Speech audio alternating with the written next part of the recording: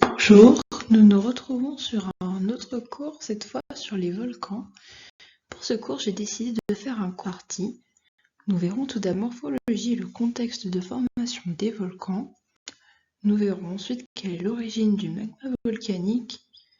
Et enfin, nous verrons dans une troisième partie les différents types de volcans. Donc voici un schéma de la morphologie des volcans. Donc nous voyons la lave qui va remonter de la chambre magmatique vers le haut du volcan. Il va en sortir du magma, aussi appelé lave, mais on va aussi avoir des fragments de roches de tailles différentes que nous allons appeler bombes volcaniques. Quand c'est très fin, on aura de la cendre. On pourra aussi avoir des fumerolles vers le bas du volcan et des cônes primaires, secondaires que nous voyons sur le schéma. Nous aurons bien sûr les coulées de lave, comme nous l'avons dit avant, qui vont sortir au niveau du cratère, mais on verra après que suivant les morphologies de volcans, ils n'auront pas tous un cratère, certains pourront entre autres avoir un dôme. En ce qui concerne les contextes de formation, il y a deux grands cas où on va avoir des formations de volcans. On va avoir les points chauds, donc qui sont un point fixe sur la Terre et où ça va créer un volcan au-dessus de ce point chaud. On aura aussi le cas de la subduction, qui au niveau du continent qui n'est pas subducté, donc du continent qui reste sur le dessus, on aura la mise en place de volcans. En ce qui concerne la deuxième partie sur l'origine du magma volcanique, j'ai du coup séparé la subduction et le point chaud, mais ça sera assez bref. En ce qui concerne la subduction, donc on va avoir un plongement d'une des deux plaques, ce qui va relâcher de l'eau et hydrater les péridotites du manteau qui vont fondre partiellement. C'est l'anatexie. J'ai repris le schéma qu'on avait déjà vu précédemment.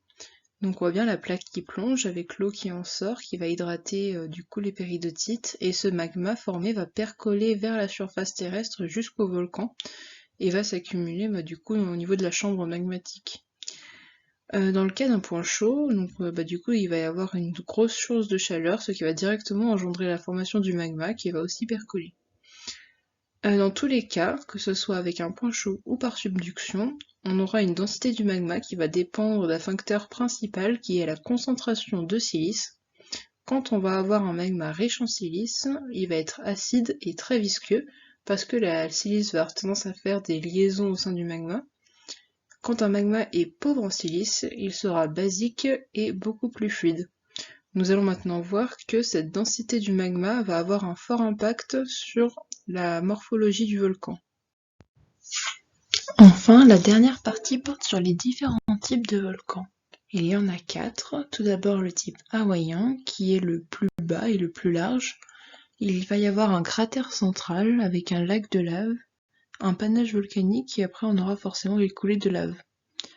Le deuxième type est le type strombolien, aussi appelé type mixte, où la lave va être quand même fluide, mais plus dense que dans le type hawaïen, et ce sera encore un volcan qui sera un peu plus large que dans ceux qui vont venir. Ensuite, on a le type plinien avec de la lave épaisse, on aura un dôme et pas de cratère, contrairement au type hawaïen et strombolien. Ensuite, on a le type péléen, où la lave est encore plus épaisse que dans le type plinien. À nouveau, on aura un dôme et pas de cratère. Pour les types stromboliens et péléens, on pourra avoir des lapillis et des bombes volcaniques. Ce sont juste des fragments de roche, les lapillis sont plus petits que les bombes volcaniques. On pourra aussi avoir des pluies de cendres dans les types pliniens et péléens. Et enfin, les nuées ardentes ne pourront que se faire dans le type péléen. Donc les nuées ardentes, c'est vraiment ce qu'il y a de plus destructeur lors d'éruptions volcaniques. Voilà, ça sera tout pour ce dernier cours. Je vous laisserai me dire si vous avez des questions ou besoin de compléments. On se retrouve dans une prochaine vidéo. Révisez bien.